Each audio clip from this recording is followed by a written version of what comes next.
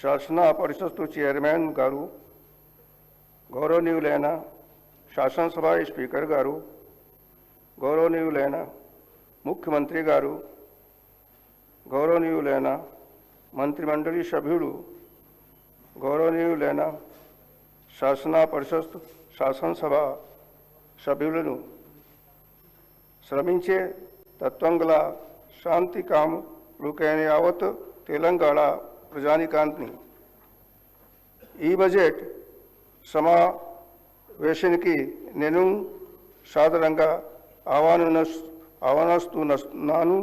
ఒక చరిత్రాత్మక పరిదర్శన దాంట్లో తెలంగాణ ఉండగా మనమందరం సమావేశం అవుతున్నాను. ప్రభుత్వం కేవలం పరిపాలన మాత్రమే కాకుండా ఒక భవిష్యత్తును రూపొందిస్తున్నది. ఇందులో ప్రతి పౌరుడు పురోగతిలో భాగస్వామిగా ఉంటారు. స్వయం పాలన, గౌరవం, న్యాయబద్ధమైన అభివృద్ధి కోసం ప్రజల ఆకాంక్షల ద్వారా ఒక సుదీర్ఘమైన చరిత్రాత్మక పోరాట ఫలితమే తెలంగాణ రాష్ట్ర ఏర్పాటు. రాష్ట్ర అవతరణకు చేసిన త్యాగాలు, విశ్వాసాలను గౌరవిస్తూ ప్రజాపాలన స్ఫూర్తి ద్వారా మార్గదర్శకం పొందుతూ పాలనలో పౌరులను కేంద్ర విధంగా ఉంచడానికి ద్వారా ప్రతి కుటుంబానికి, సమాజంలోని ప్రతి వర్గానికి అభివృద్ధి ప్రయోజనాలు అందేలా చూడడానికి నా ప్రభుత్వం కట్టుబడి ఉంది. ప్రజాపాలన మార్గదర్శక సూత్రాలను నా ప్రభుత్వం దృఢంగా విశ్వసిస్తుంది. అంటే ప్రజా కేంద్రీకృత పరిపాలన. ఇక్కడ ప్రతి విధానం, నిర్ణయం మరియు కార్యాచరణలో ప్రజా సంక్షేమము, న్యాయం, గౌరవం కేంద్రం బిందువుగా ఉంటాయి.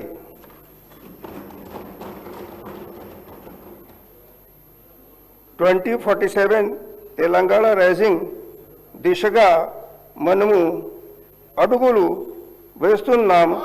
సమ్మిళిత వృద్ధి తోకతో ప్రపంచ దిక్సూచిగా మన రాష్ట్రం నిలుస్తుంది అనేది ఈ విజన్.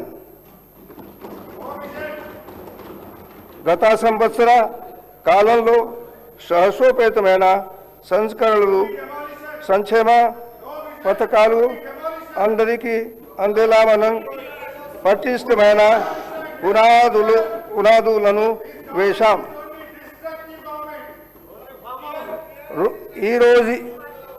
ఈరోజు ఈ ప్రయోజనాలను సంఘటితం చేసి అందరికీ గౌరవప్రదమైన విశ్వస్తు సమృద్ధి దిశగా మనలను నడిపించే ఒక రోడ్ మ్యాప్ను నేను మీకు అందిస్తున్నాను.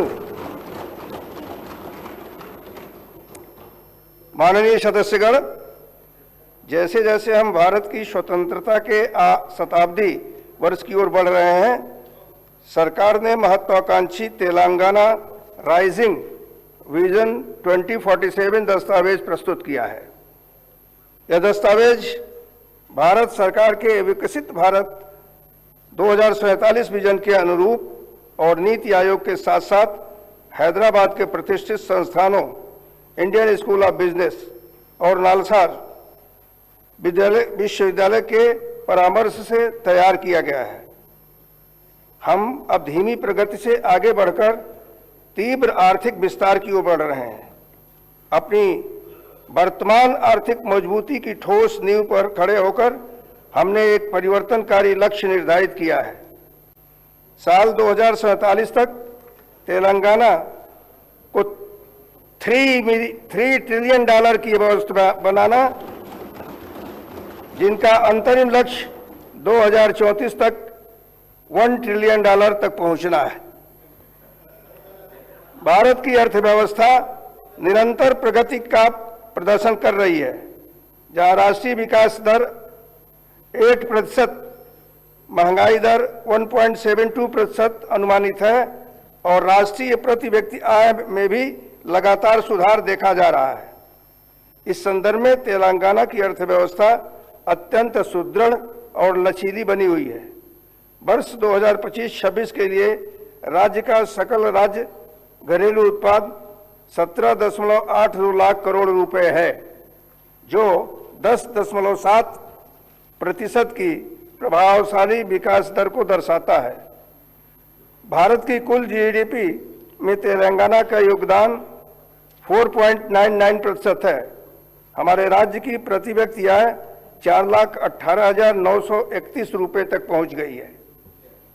साथ ही सरकार ने कीमतों में स्थिरता बनाए रखी है, जिसके परिणाम स्वरूप मुद्रास्फीति को 0.2% के न्यूनतम स्तर पर नियंत्रित किया गया है।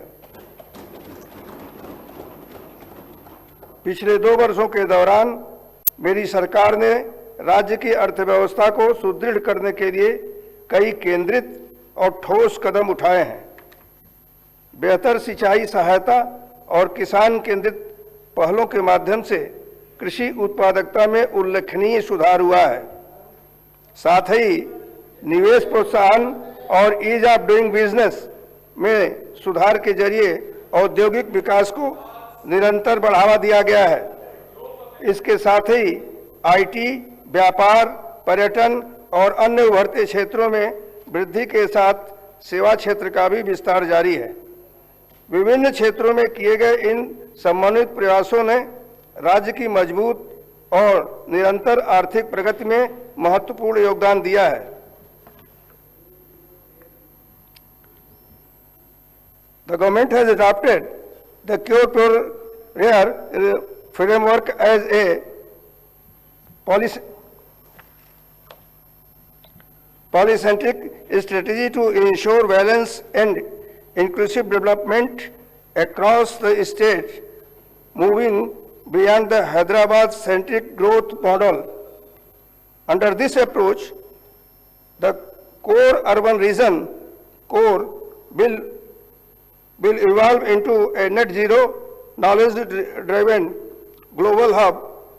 The peri-urban region will emerge as a manufacturing and logistic engine, and the rural agri-region will be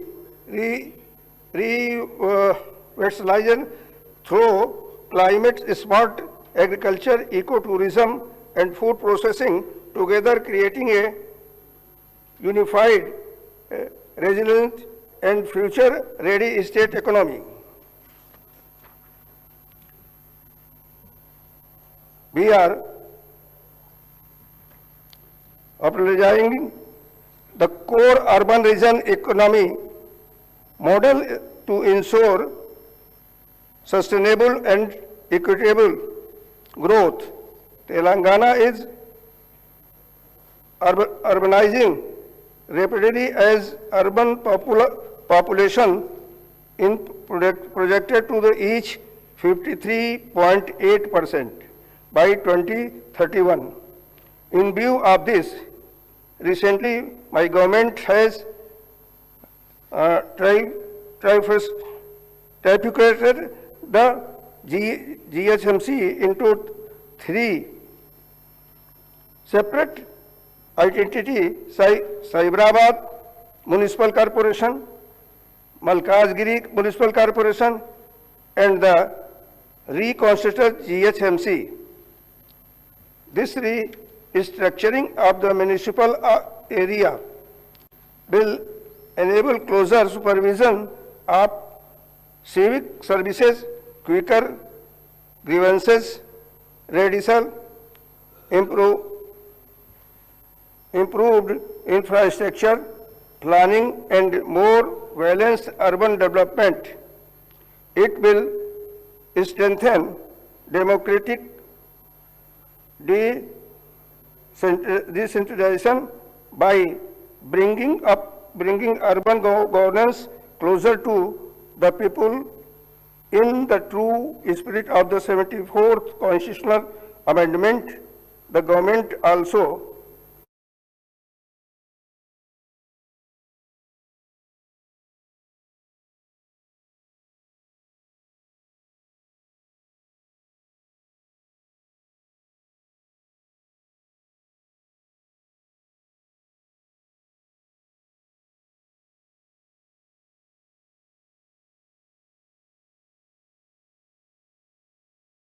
framework including HMWSSB and Hydra.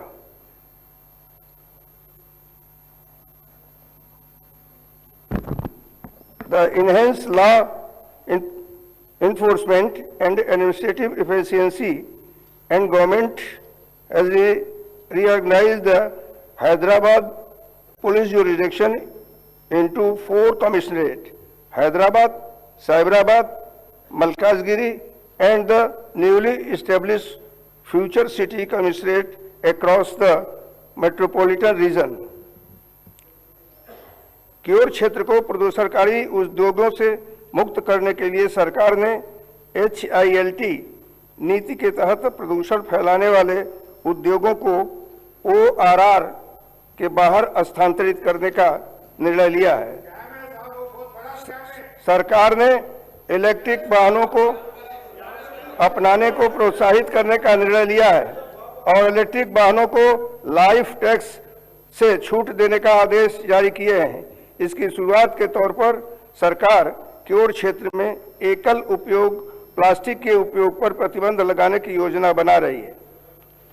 Hyderabad झीलों और चट्टानों का शहर है और सरकार मुख्य शहरी क्षेत्र की सभी झीलों और तालाबों के कायाकल्प के लिए प्रतिबद्ध है।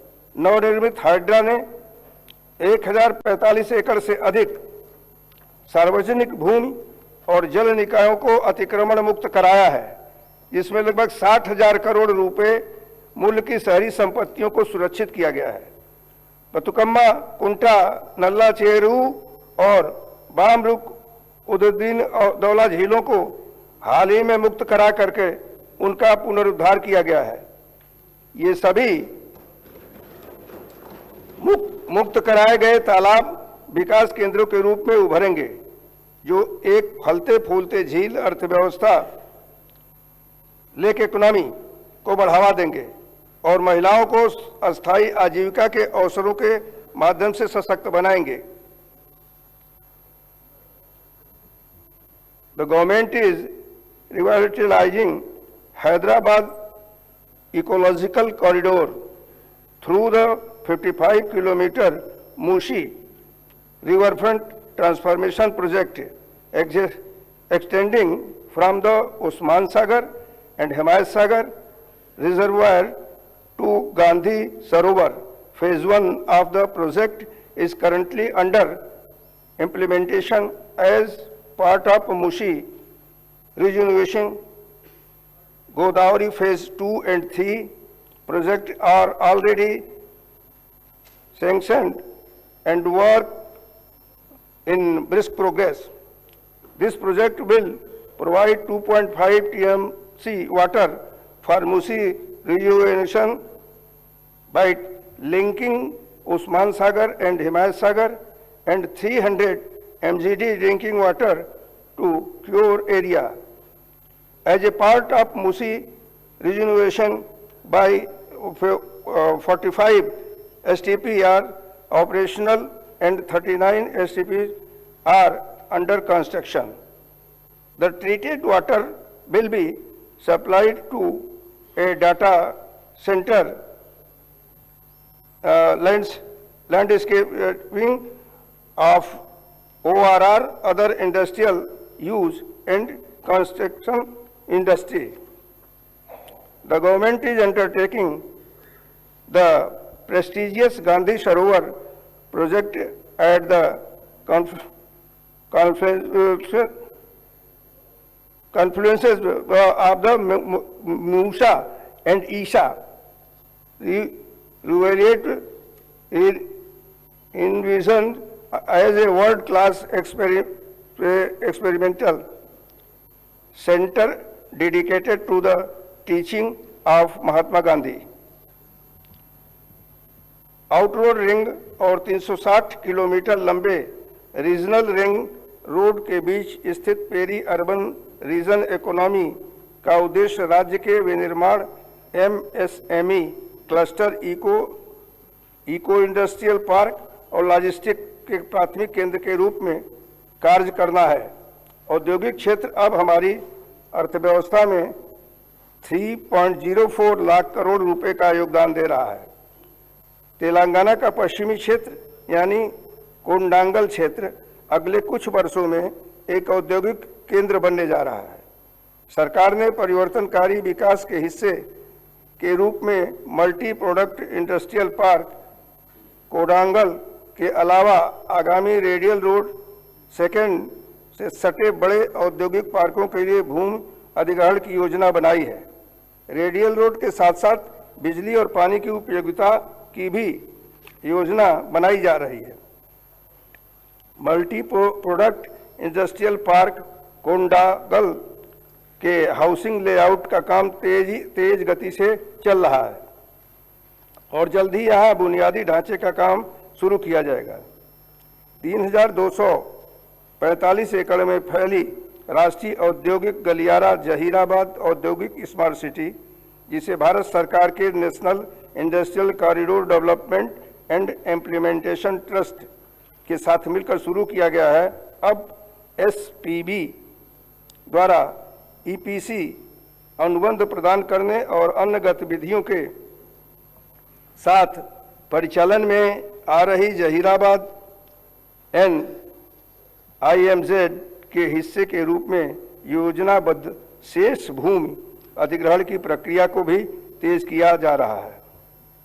To enhance connectivity and improve mobility between the outer ring road and the regional ring road, the government has proposed the development of radial road which will be facilitate smoother traffic movement and support the region's growing urban and economic activity. A greenfield Hyderabad-Amravati expressway is being developed from Hyderabad, passing through Future City and Amravati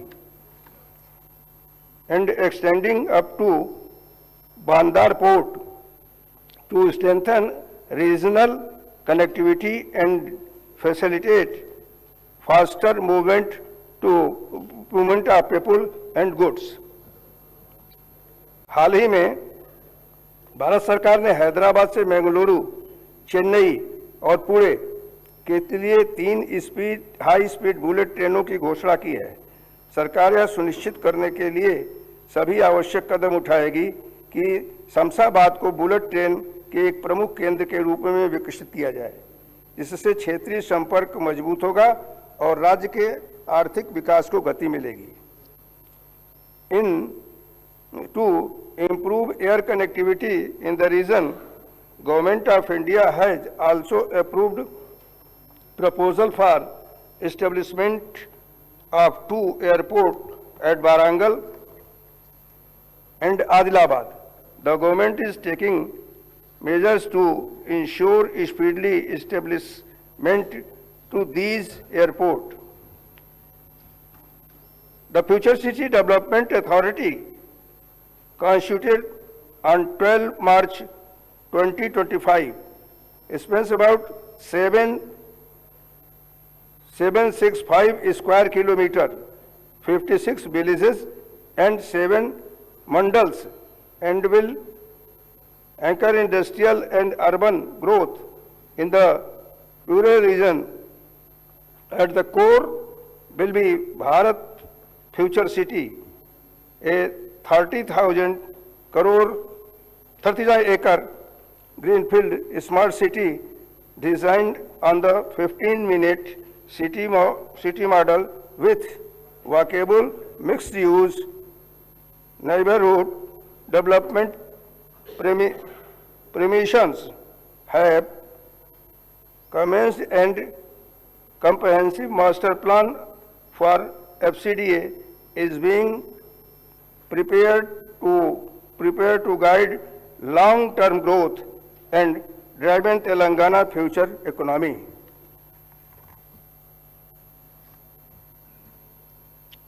ऊर्जा क्षेत्र में हमारी अनुबंधित क्षमता बढ़कर के 23,187 megawatt हो गई है, जिसमें 44.55 हिस्सा सराहनीय रूप से नवीनीकरणीय स्रोतों से आता है। ग्राम पंचायतों तक पहुंचते हुए डिजिटल कनेक्टिविटी का भी विस्तार किया गया है। The government is also committed to transforming Telangana into a global hub for innovation, investment and sustainable development. In this direction, the government recently organized the Telangana Rising Global Summit in Hyderabad for 2 days. The summit brought together leading investors, global business leaders and prominent industrialists from various sectors. During the summit, several memorandum the understanding were signed with investors expressing their commitment to invest rupees 5.75 lakh crore.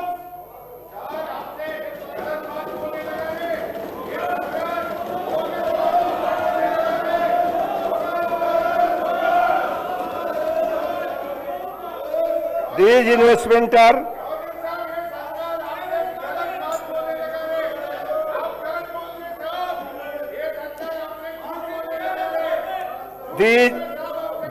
investments are expected to accelerate economic growth, generate large-scale employment opportunity, and strengthen Telangana's position as a leading destination for the global investment. The government has secured a historic achievement with the inauguration of the Saffron CMS International Aero Engine MRO facility in Hyderabad, the first and largest of the kind in India. हाल ही में हैदराबाद में 23वें bio Asia 2026 अंतर्राष्ट्रीय सम्मेलन का आयोजन किया गया, जिसमें 1700 करोड़ रुपए के निवेश को आकर्षित किया है। हमारा निर्यात प्रदर्शन उत्कृष्ट है और 1.61 लाख करोड़ रुपए के व्यापारिक निर्यात के साथ हम भारत में 7वें स्थान पर हैं। इसमें एरोस्पेस देश क्षेत्र की प्रमुख भूमिका है, जो हमारे कुल निर्यात का लगभग 30% हिस्सा है। मुझे यह बताते हुए अपार हर्ष हो रहा है कि भारत सरकार द्वारा किए गए ईज ऑफ डूइंग बिजनेस मूल्यांकन में तेलंगाना को शीर्ष उपलब्धि हासिल करने के रूप में मान्यता दी गई है। सरकार Telangana overseas man power company limited के माध्यम से राज्य के युवाओं के लिए सुरक्षित और नैतिक विदेशी रोजगार को बढ़ावा देती है। इस एजेंसी ने स्वास्थ्य सेवा, आतिथ्य निर्माण और लॉजिस्टिक जैसे क्षेत्रों में यूएई, जर्मनी, जापान, यूके और कनाडा सहित 16 से अधिक देशों से 13,930 से अधिक उम्मीदवारों को सफलतापूर्वक नियुक्त किया है। साथ ही यह एजेंसी उम्मीदवारों को अंतर्राष्ट्रीय रोजगार के लिए तैयार करने हेतु विदेशी भाषा प्रशिक्षण, कौशल विकास, वीजा मार्गदर्शन और प्रस्थान पूर्व उन्मुखीकरण प्रशिक्षण, प्री डिपार्चर ऑपरेशनल ट्रेनिंग भी प्रदान करती है। सेवा क्षेत्र राज्य का प्रमुख स्तंभ बना हुआ है। जो राज्य के सकल मूल्य वर्धित में 68.6% का योगदान देता है और 13.5% की दर से बढ़ रहा है। हैदराबाद ने एक वैश्विक तकनीकी केंद्र के रूप में अपनी स्थिति को और मजबूत किया है, जहां भारत के लगभग 20% ग्लोबल कैपेबिलिटी सेंटर स्थित है। तेलंगाना वैश्विक निवेश के लिए पसंदीदा केंद्र बना हुआ है। विश्व आर्थिक मंच और अन्य देशों में गए हमारे प्रतिनिधिमंडल ने निवेश हासिल किया है, जिससे रोजगार के महत्वपूर्ण अवसर पैदा होंगे। हमारा आईटी निर्यात 3.13 लाख करोड़ रुपए तक पहुंच गया है, जो 9.39 लाख से अधिक नौकरियों को आधार प्रदान कर रहा है। अर्थव्यवस्था को और गति देने के लिए हमने तेलंगाना पर्यटन नीति 2025-2030 शुरू की है, जिसका लक्ष्य 15,000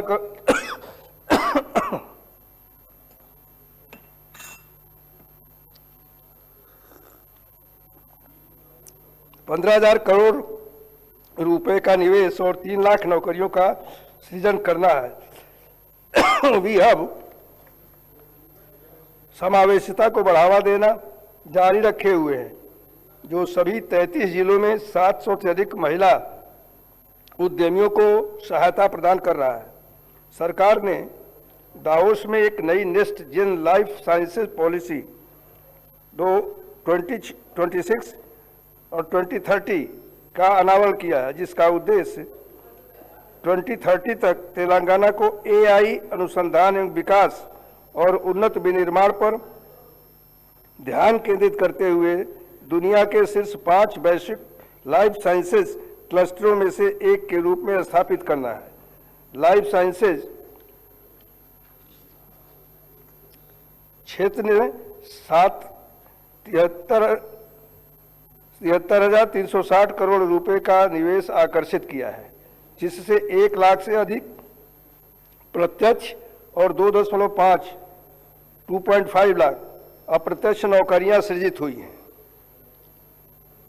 आरएआई ढांचे के तहत हम आय के स्रोतों में विविधता ला रहे हैं और किसानों को कृषि उद्यमों के रूप में सशक्त बनाने में के लिए मूल्यांकन श्रृंखलाओं को मजबूत कर रहे हैं। कृषि तेलंगाना की धड़कन बनी हुई है। सरकार ने 2025-26 में इस क्षेत्र के लिए 26,684 करोड़ रुपए आवंटित किया है।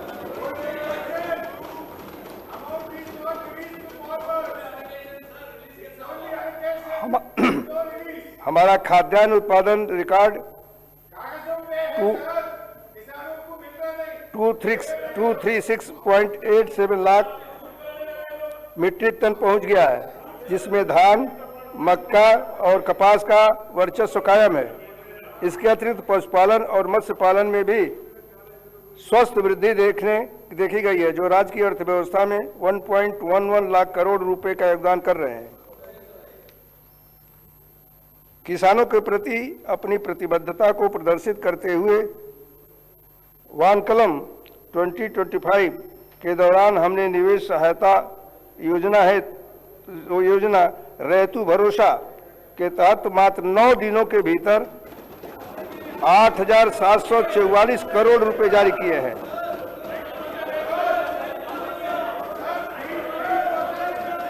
इसके अलावा किसानों के लिए लाभकारी मूल्य सुनिश्चित करने के लिए सरकार ने 71.86 लाख टन धान की खरीद की है, जो अब तक की सबसे अधिक खरीद है। इसमें 39.08 लाख मीट्रिक टन सन्ना बीएम शामिल है। 19,099 करोड़ रुपए की राशि सीधे किसानों के बैंक खाते में दी गई है।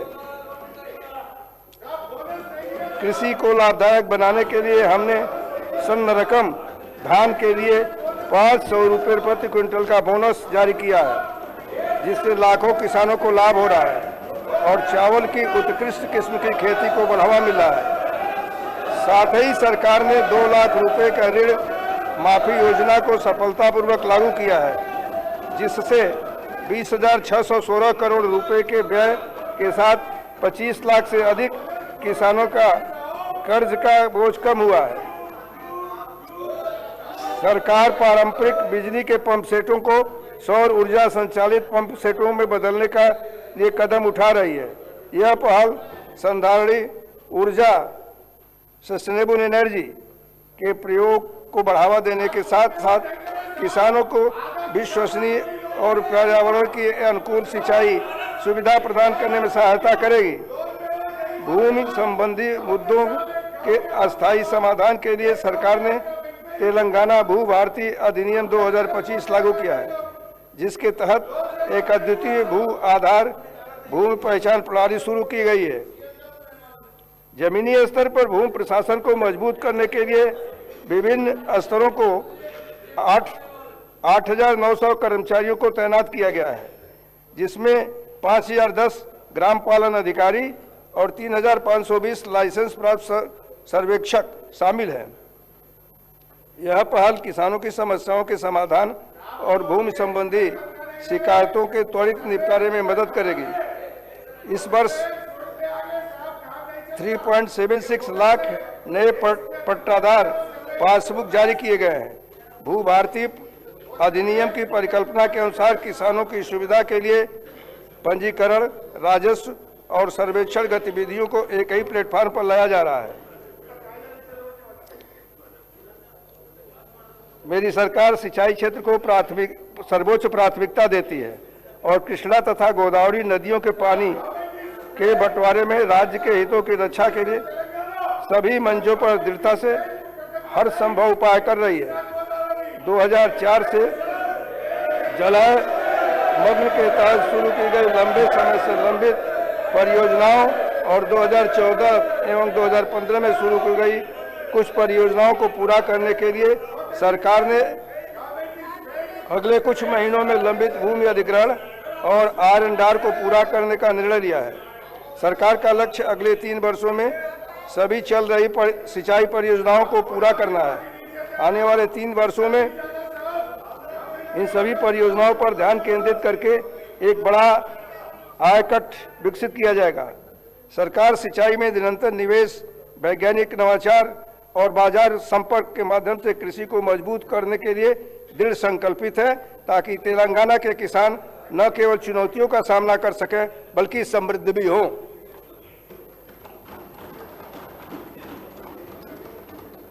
सरकार तेलंगाना के हर परिवार के कल्याण और गरिमा को मजबूत करने के लिए प्रतिबद्ध है। बीते वर्षों में राज्य के कई पात्र परिवार नए राशन कार्ड की प्रतीक्षा कर रहे थे। मुझे आज यह बताते हुए अत्यंत प्रसन्नता हो रही है कि उनकी वर्षों पुरानी यह प्रतीक्षा और आकांक्षा पूरी हो चुकी है। सरकार ने पूरे राज्य में 15.12 लाख नए राशन कार्ड जारी किए हैं।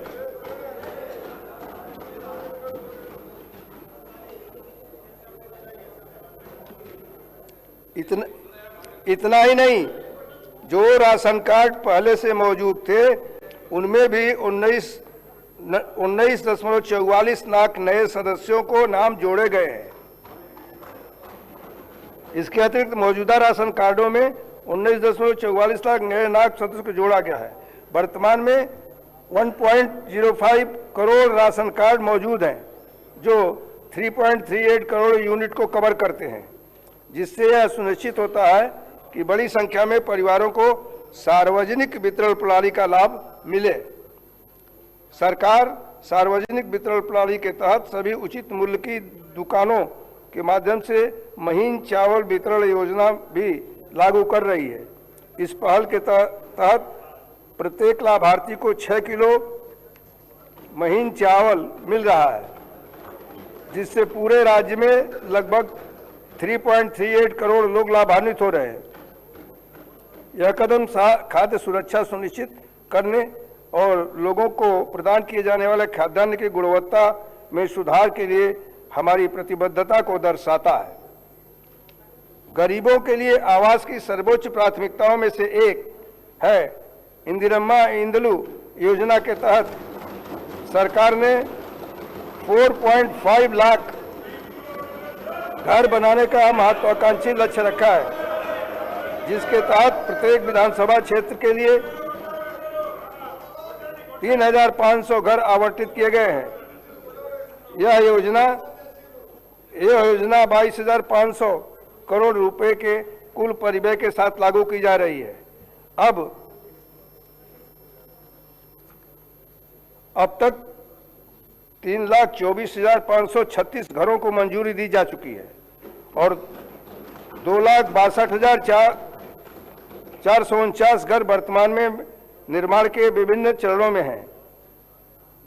जनजातीय समुदायों पर विशेष ध्यान देते हुए जनजातीय आबादी वाले विधानसभा क्षेत्रों को अतिरिक्त कोटा दिया गया है और विशेष रूप से कमजोर जनजातीय समूहों को इस कार्यक्रम के तहत संपूर्ण संतृप्ति पर कवर किया गया है।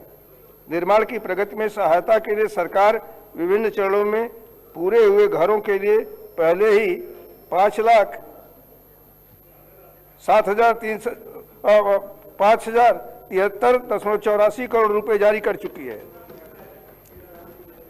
मनरेगा के माध्यम से हमने 6.52 करोड़ मानव दिवस का रोजगार सृजित किया है।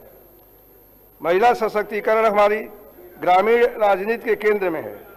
इंदिरा महिला शक्ति पहल के माध्यम से स्वयं सहायता समूहों को उद्यमियों के रूप में बदला जा रहा है, जो सौर ऊर्जा संयंत्रों से लेकर के कैंटीन तक विभिन्न उद्यमों का प्रबंधन कर रहे हैं। इस रणनीतिक हस्तक्षेप का उद्देश्य ग्रामीण महिलाओं की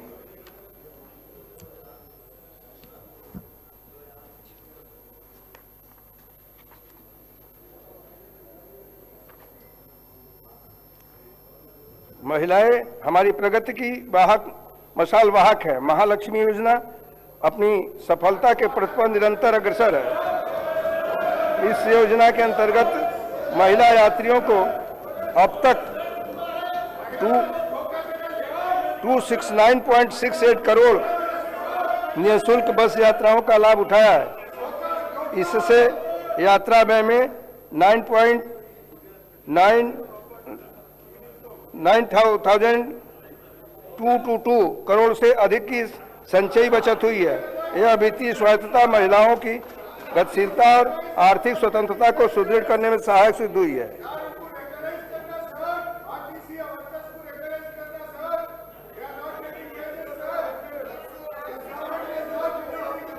महालक्ष्मी योजना में सब्सिडी वाले एलपीजी सिलेंडर कार्यक्रम भी शामिल हैं, जो 42.90 लाख पात्र परिवारों को लाभान्वित करता है और स्वच्छ ऊर्जा के उपयोग को बढ़ावा देता है। गृह ज्योति योजना के तहत गरीब परिवारों को 200 यूनिट तक मुफ्त बिजली की आपूर्ति की जा रही है। इस योजना के तहत 53.09 लाख परिवार लाभ उठा रहे हैं। अब तक सरकार 3,900.54 करोड़ रुपए खर्च कर चुकी है और 10.97 करोड़ शून्य बिल जारी किए गए हैं। तेलंगाना ने 67 लाख सदस्यों के साथ महिला स्वयं सहायता समूहों का एक मजबूत नेटवर्क तैयार किया है। शहरी क्षेत्रों में इस सशक्त नेटवर्क का और अधिक विस्तार करने के लिए मेपमा और सर्प को एक एकीकृत संरचना के तहत लाया गया है। इससे कोटि महिला कोली स्वरलू यानी 1 करोड़ महिला करोड़पति के दूरदर्शी नारे के तहत 1 करोड़ महिलाओं को करोड़पति बनाने के उद्देश्य से को प्राप्त करने में मदद मिलेगी। सरकार ने 1 करोड़ महिला उद्यमी तैयार करने का एक महत्वाकांक्षी लक्ष्य रखा है। नवीन पहलों में स्वयं सहायता समूहों द्वारा प्रबंधित और ऊर्जा संयंत्रों की स्थापना, अम्मा आदर्श पाठशाला के रखरखाव का प्रबंधन सौंपना और स्कूल यूनिफॉर्म मिलने का कार्य महिला समूहों को सौंपना शामिल है।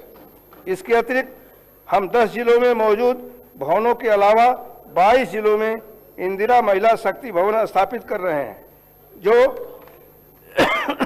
महिला सशक्तिकरण के लिए वन स्टॉप सुविधा केंद्रों के रूप में कार्य करेंगे। सरकार ने महिलाओं के आर्थिक सशक्तिकरण के लिए इंदिरा महिला शक्ति बाजार जैसे परिवर्तनकारी मंच तैयार किए। शिल्परामम के पास स्थित इस 106 दुकानों के परिसर ने ग्रामीण कारीगरों को शहरी और वैश्विक बाजारों से जोड़ा है, जिससे स्वयं सहायता समूहों के उत्पादों की कुल 768 लाख रुपए की बिक्री हुई है। साथ ही स्वयं सहायता समूहों द्वारा 600 आरटीसी बसों की खरीद के लिए वित्त पोषण किया गया है, जिन्हें जीटीएस आरटीसी को किराए पर दिया जाएगा। इसके प्रथम चरण में 1.77.84 करोड़ रुपए की लागत से 494 बसें पहले खरीदी जा चुकी हैं। इसके अतिरिक्त महिला नेतृत्व वाले उद्यमों का विस्तार करते हुए वर्तमान में नारायणपेट और रंगारेड्डी में स्वयं सहायता समूहों द्वारा संचालित 2 पेट्रोल पंप क्रियाशील हैं और 28 अतिरिक्त पेट्रोल पंप स्थापित करने की योजना है। महिला नेतृत्व वाले विकास के प्रति हमारी प्रतिबद्धता के अनुरूप तेलंगाना सरकार ने बैंक लिंकेज कार्यक्रमों और स्त्री निधि पहल के माध्यम से स्वयं सहायता समूहों को रुपए 1 लाख करोड़ का ऋण प्रदान करने की योजना बनाई है।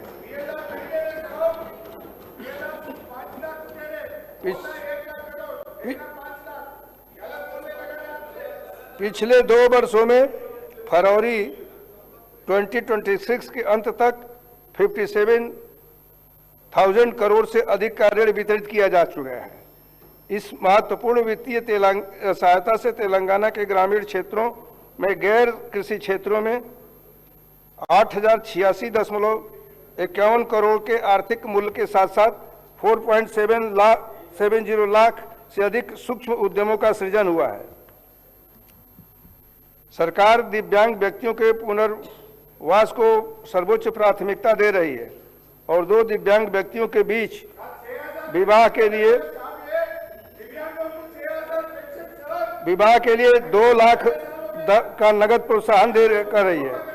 सरकार ने 0.5 वर्ष की आयु के बच्चों में विकासात्मक देरी और शारीरिक अक्षमताओं की शीघ्र पहचान के लिए बाल भरोसा योजना शुरू की है, जबकि वरिष्ठ नागरिकों के बीच सामाजिक मेलजोल को बढ़ावा देने के लिए 37 प्रणाम multi service day care centre स्थापित किए गए हैं।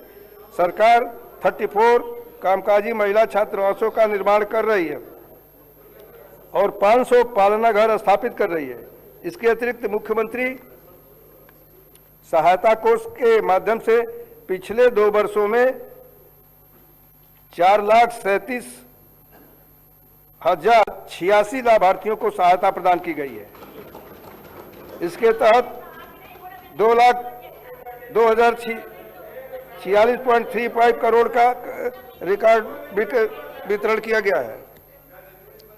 तेलंगाना में शिक्षा का कायाकल्प करने और इसे एक नई दिशा देने के लिए नई तेलंगाना शिक्षा नीति तैयार करने हेतु एक समिति का गठन किया गया है। सरकार सभी आवासीय विद्यालयों और कॉलेजों में आहार शुल्क में 40% और कॉस्मेटिक शुल्क में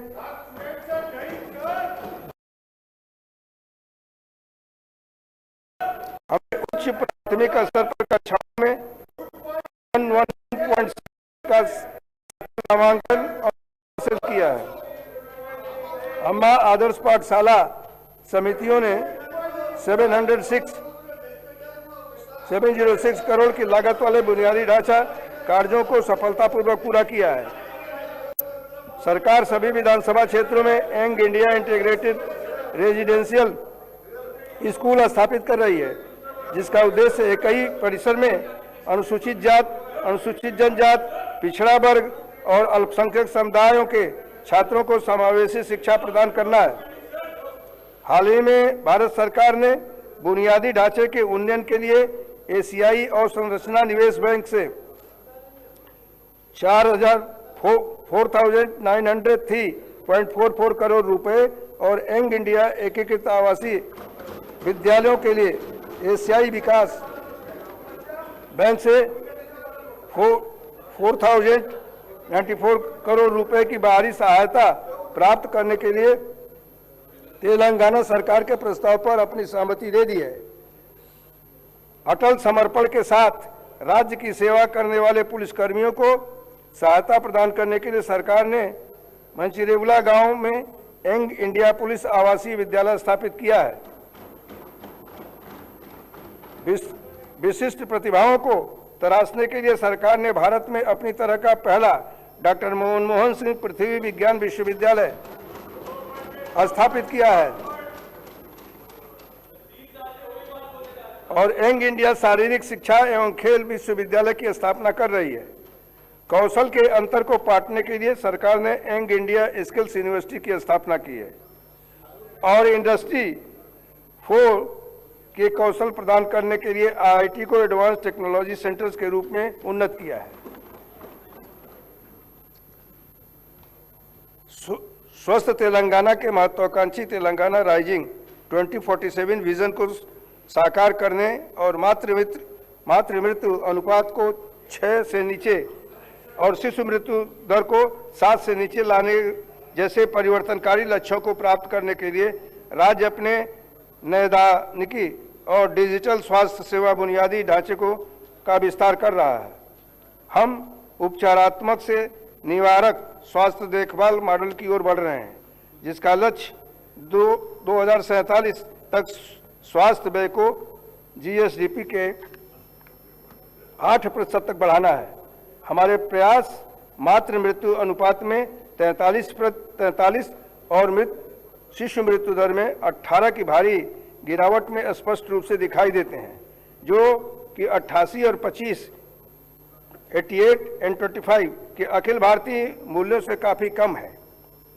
जनसांख्यिकी स्वरूप और लोकतांत्रिक संस्थानों में भागीदारों को सुदृढ़ करने के उद्देश्य से सरकार ने स्थानीय निकाय चुनाव लड़ने के लिए 2 बच्चों की अनिवार्यता की शर्त को समाप्त कर दिया है। सरकार राज्य में वारंगल हेल्थ सिटी, संतनगर अलवाल और एलबी नगर में तेलंगाना आयुर्विज्ञान संस्थान के निर्माण, निम्स के विस्तार, उस्मानिया सामान्य अस्पताल के नए परिसर और 17 नए चिकित्सा महाविद्यालयों के निर्माण के माध्यम से स्वास्थ्य बुनियादी ढांचे के सृजन और उन्नयन पर लगभग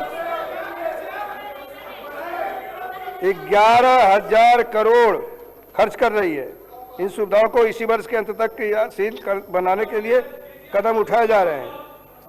तेलंगाना के सभी गरीबी रेखा के नीचे रहने वाले परिवारों के लिए राजीव आरोग्य श्री योजना के तहत मिलने वाले कवरेज को ₹5 लाख से बढ़ा करके ₹10 लाख प्रति परिवार कर दिया गया है।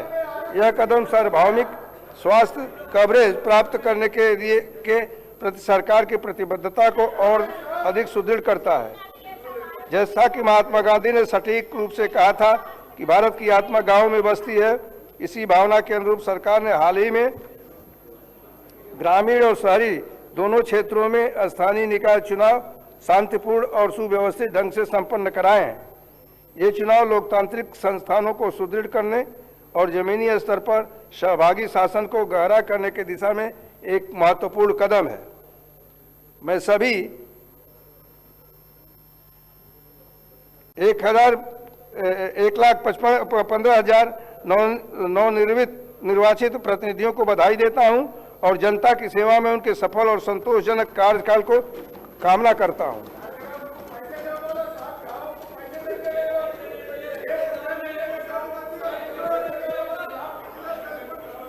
सरकार ने शासन के विभिन्न क्षेत्रों में नई नीतिगत पहलों को तैयार करने और उन्हें आकार देने में क्रांतिकारी पहल की है। शासन को पुनर्जीवित करने के हिस्से के रूप में सरकार ने पिछले 2 वर्षों के भीतर निम्नलिखित नीतियां जारी की है। इंदिरा महिला शक्ति नीति, तेलंगाना पर्यटन नीति 2025, कैबिनेट द्वारा अनुमोदित खेल नीति, तेलंगाना राइजिंग 2047 नीति, हैदराबाद औद्योगिक भूमि रूपांतरण नीति, स्वच्छ और हरित ऊर्जा नीति, MSME नीति, लाइफ साइंस नीति, इन नीतियों ने इन क्षेत्रों को नई गति दी है और उनमें गतिशीलता पैदा की है। केंद्रित प्रशासनिक और विकासात्मक पहलों के माध्यम से शासन को जनता के करीब लाने के लिए प्रजा पालना प्रगति प्रणाली का एक 99 दिवसीय कार्य योजना शुरू की गई है। इस कार्यक्रम में विशेष स्वच्छता अभियान, लंबित फाइलों का तेजी से निपटान और पूरे राज्य में बहुक्षेत्रीय विकास गतिविधियों का कार्यान्वयन शामिल है। इसे कृषि, स्वास्थ्य, शिक्षा और सड़क सुरक्षा जैसे प्रमुख क्षेत्रों को कवर करने वाले 10 विषयक सप्ताहों के आधार पर व्यवस्थित किया गया है। निर्वाचित प्रतिनिधियों, जिला अधिकारियों, स्वयं सहायता समूह की महिला और नागरिक समाज संगठनों को शामिल करके यह पहल नागरिक सरकार की साझेदारी को मजबूत करती है और जमीनी स्तर पर सहभागी शासन को बढ़ावा देती है। सरकार प्रजावाणी कार्यक्रम में जनता की शिकायतों के निवारण के लिए सर्वोच्च प्राथमिकता दे रही है। अब तक जनता की ओर से 64,697 याचिकाएं दर्ज की गई हैं, जिनमें 47,670 का समाधान एक पारदर्शी डिजिटल ट्रैकिंग प्रणाली के माध्यम से किया जा चुका है।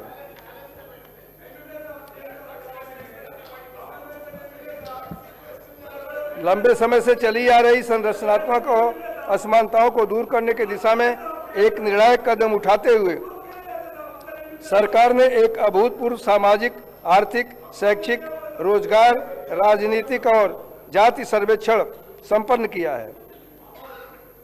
यह ऐतिहासिक पहल सामाजिक न्याय, समावेशी शासन और तथ्य आधारित नीति निर्माण के प्रति सरकार की अडिग प्रतिबद्धता को दर्शाती है।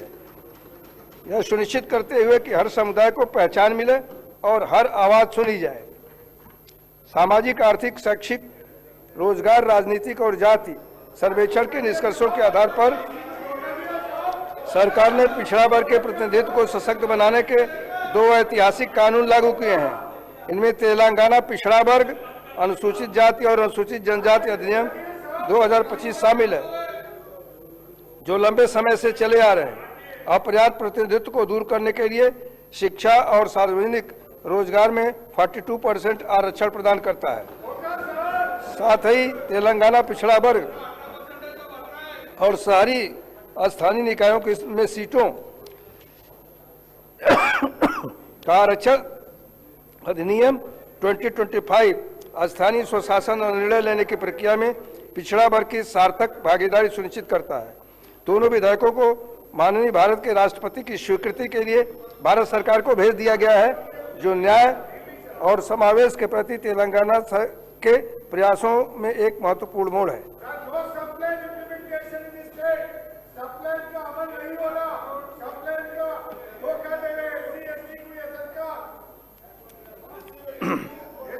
सरकार ने सामाजिक न्याय की दिशा में एक ऐतिहासिक कदम उठाते हुए अवसरों तक पहुंच सुनिश्चित करने के लिए 59 अनुसूचित जातियों को विशिष्ट आरक्षण प्रतिशत के साथ 3 समूहों में उपवर्गीकृत करने हेतु एक कानून पारित किया है। सरकार राज्य की नशीली दवाओं के खतरे से मुक्त करने के लिए दृढ़ संकल्पित है और इस समस्या से कड़ाई से निपटने के लिए eagle elite action group for drug law enforcement का गठन किया है। ईगल को लगभग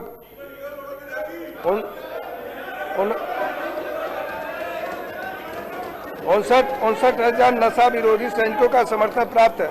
हम सी टीम्स और टी सेफ सेवा के माध्यम से महिलाओं की सुरक्षा को प्राथमिकता देना भी जारी रखे हुए हैं। सरकार ने पारदर्शिता और दक्षता सुनिश्चित करने के लिए तेलंगाना लोक सेवा आयोग और अन्य भर्ती बोर्डों में व्यापक सुधार करके भर्ती तंत्र को पुनर्जीवित किया है और इस प्रकार एक रिकॉर्ड अवधि के भीतर 67,763 पदों को भरने का मार्ग प्रशस्त हुआ है।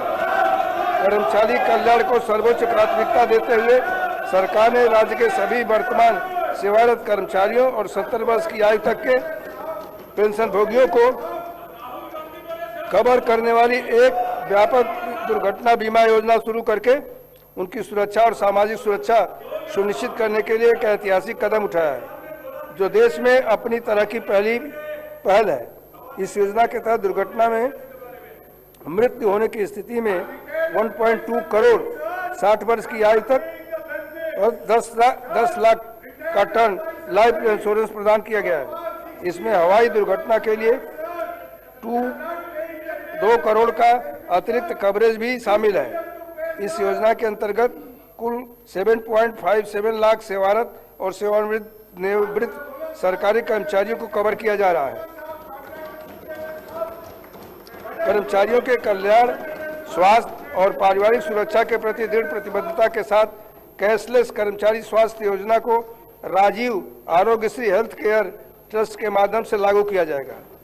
यह योजना सभी सरकारी अस्पतालों और 421 सूचीबद्ध निजी अस्पतालों में लागू होगी, जिसमें वो 1998 चिकित्सा उपचारों के लिए कवरेज प्रदान किया जाएगा।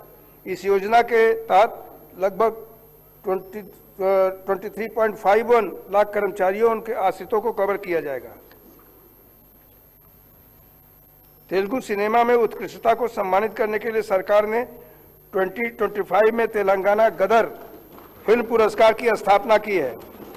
ये पुरस्कार प्रसिद्ध कवि और गायक गदर की याद में दिए जाते हैं, जो उनकी अस्थायी सांस्कृतिक और कलात्मक विरासत का उत्सव मनाते हैं।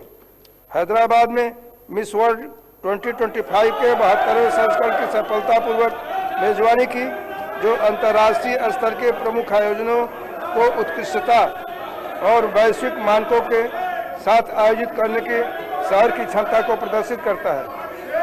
सरकार तेलंगाना की समृद्ध सांस्कृतिक और आध्यात्मिक विरासत को संरक्षित करने और बढ़ावा देने में बहुत गर्व महसूस करती है।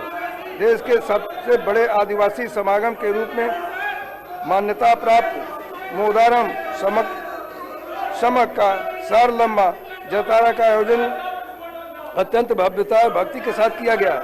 एक ऐतिहासिक पहल के तहत सरकार ने आदिवासी परंपराओं की पवित्रता को बनाए रखते हुए पावन वन देवियों को गद्दे वेदी का पुनर्निर्माण कार्य संपन्न किया। आदिवासी रीति रिवाजों और परंपराओं को अक्षुण्ण रखते हुए मंदिर परिसर को काकतीय काल के आदिवासी प्रतीकों से प्रेरित संरचनाओं, विस्तारित वार्डों और भव्य स्वागत द्वारों के साथ पुनर्विकसित किया गया। इस वर्ष के भव्य जतारा में लगभग 2 करोड़ श्रद्धालुओं ने भाग लिया, जिनमें तेलंगाना, आंध्र प्रदेश, महाराष्ट्र और छत्तीसगढ़ के आदिवासी और गैर आदिवासी भक्त शामिल थे, जो इस देश के सबसे बड़े आध्यात्मिक आयोजनों में से एक बनाता है। सरकार राज्य भर के प्रमुख आध्यात्मिक केंद्रों का विकास कार्य भी कर रही है। श्रद्धालुओं के लिए सुविधाओं को बढ़ाने हेतु भद्राचलम श्री राम मंदिर और बेमुलवाड़ा स्थित श्री राजराजेश्वर स्वामी मंदिर में विकास की पहलें कार्यान्वित की जा रही है। इसके अतिरिक्त सरकार ने आध्यात्मिक विरासत को टिकाऊ पर्यटन विकास के साथ जोड़ते हुए इको टेम्पल टूरिज्म को बढ़ावा देने की योजना तैयार की है। अगले वर्ष होने वाले गोदावरी पुष्करालु की तैयारी में सरकार वासर से भद्राचलम तक गोदावरी नदी के तट पर स्थित मंदिरों का विकास करेगी, ताकि तीर्थयात्रियों के लिए बेहतर बुनियादी ढांचा और सुविधाएं सुनिश्चित की जा सके। इन पहलों के माध्यम से सरकार पर्यटन और क्षेत्रीय विकास को बढ़ावा देने के साथ साथ तेलंगाना की आध्यात्मिक विरासत को निरंतर मजबूत कर रही है। अंत में माननीय सदस्यगण, आज मैंने जो रूपरेखा रोड मैप प्रस्तुत किया है, वह केवल योजनाओं का संग्रह मात्र नहीं है, बल्कि हमारी महत्वाकांक्षा का प्रमाण है। हम एक ऐसे तेलंगाना का निर्माण कर रहे हैं जो नवाचार में अग्रणी हो, वंचितों के लिए एक सुरक्षित आश्रय हो और विश्व के लिए एक आदर्श बने। तेलंगाना आज एक असाधारण परिवर्तन की दहलीज पर खड़ा है। यह बजट केवल वित्तीय आवंटन के बारे में नहीं है, यह एक अधिक मजबूत और अधिक लचीले तेलंगाना को आकार देने के बारे में है। यह प्रगति के लिए एक रूपरेखा, न्याय के प्रति एक प्रतिबद्धता और हर नागरिक के लिए एक वादा है।